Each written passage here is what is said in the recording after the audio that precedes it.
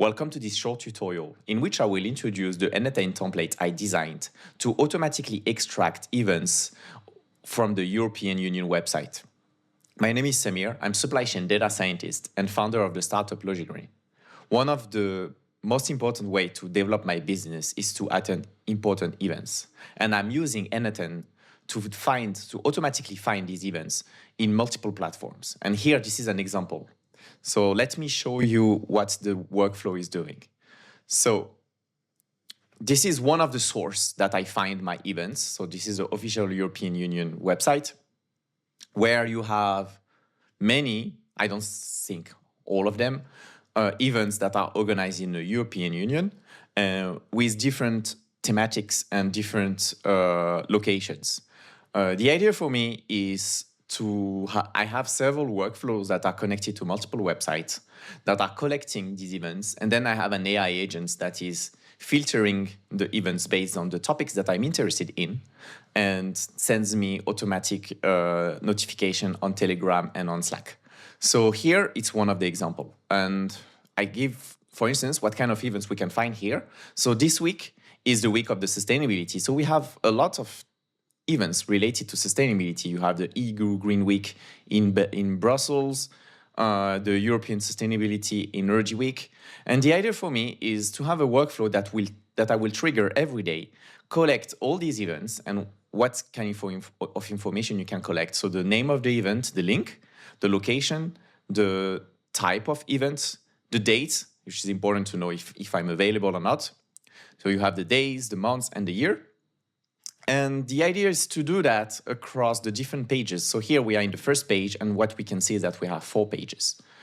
So the objective is to have a workflow that connects to the website every day, extract all the information, and then if there is a new event, add it on a Google Sheet that will be here. So I think I deleted, but here was the type of events where we are recording all the different information that you could see in the website. So I will delete that, so I can prove you that the workflow is working. And now we are going to move to n8n. So here is the workflow, quite easy. The only connections that you need is the credentials for your Google Sheets. You have only one Google Sheet. To prepare it, you need all these columns, and they are listed in the sticky notes of the workflow. And for the rest, yeah, you don't need to do anything. So what the workflow is doing, so it starts with a cron job that starts every day at 8 a.m. I don't know if it's important to do it every day, but you can do that once a week, especially that the events are recorded way in advance. But I mean, it doesn't change anything to do that every day. And here, as I showed you, we have multiple pages. And the idea is to connect to each page, collect the events, and store them in some variables. And then when all the pages have been scrapped, we can release all the results in a Google Sheet. So for that, we need variables, and we need to create them and we need to initiate them. So the first variable is the variable page that I initiate to -1, because what you will see later is that we will have an incrementation. And the second variable is the results. It's basically what will record the different tables that we have captured after scrapping each pages. And then it's a loop. So we are looping until we reach the value 4. That's probably an improvement of the workflow. You can go this figure, this number, which basically is the last page that is discoverable, can be dynamically generated. So you can do a first query, extract the HTML code, and then find which pages. But for me, for the sake of simplicity, I just put a fixed number, because what is important for us is to record the first page, which shows the last events. So it's okay if we don't go to the last page, because most of the time we're gonna already have these events recorded. So then the first step is, as I told you, we increment. So -1 goes to 0, 0 goes to the first page. Here the page is used here. So that will increment the page using the URL. Then this node will also, maybe let me launch it. So this load will send an HTTP request. The output will be an HTML code, as you could see, quite easy. And then what we are going to do, we are going first to extract the HTML code by block. And what I mean by a block, it's one event. And in this block, you will have all the information of the event. This is an approach that I take to make sure that we have a tabular version of the data.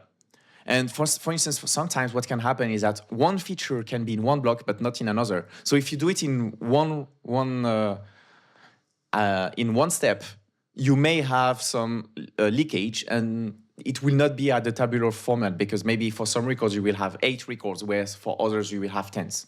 So it's better to do it block by block. So you are sure if there is nothing, then you will have an empty value. And then what we do is that for each block, we are parsing the different information that we want. So here we use CSS selectors. So this selector is to get the event name that we have here. Then this selector is to get the event link. Sorry, it's disappearing. And this one is for the day, and then is for the months. Okay, great. The output is this table, and this table is only for one page. And then what we do with this output, we store that in our variable results.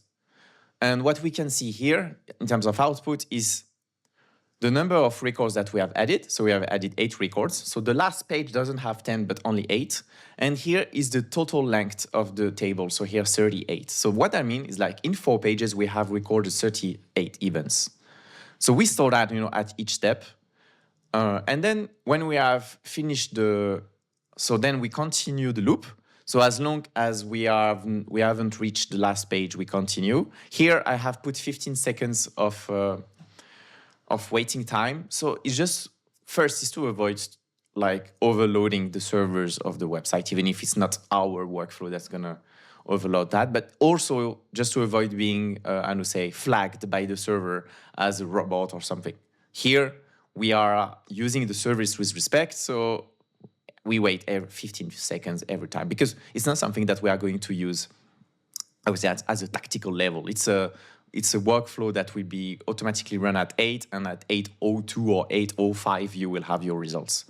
And then, so now that we have recorded everything that is stored in this variable, we can load the previous records, so the records that we had. But since I deleted everything, we have nothing. And then what I do with that is I aggregate that. So I take all the event names. And the idea here is to compare the events that we have already recorded with the new one that we are scraping to avoid duplicates. And that's exactly what I'm doing here. So here I'm loading the data that is stored in the variable results that you see here. And we have 38 records. And then I merge both, but the problem here, there is nothing to merge because here it's empty, but it's going to be merged normally. And here we are comparing, we are checking if, so this is the list of all the previous events. And this is for each column, the event name. And we just check if the event name is inside the list. If it's inside, that means we already have the record. So we don't do anything. And if it's not, we load that in the Excel file, in the Google Sheet. And normally, things should work okay. Yes, so here we are. So we have the 38 records. And yeah, we have the 38 records. And as I told you, for some of them, we don't have the location. So which was the good news, that we don't have to rely on that we use the solution with the blocks. And yeah, and things are working pretty well. So that's it. In terms of improvement, I already told you what you need to do, what you can do. If you want to use that, you need to create the Google Sheet, and you need to put your credentials here, and then it's ready to use. If you have any question, feel free to use the comment section.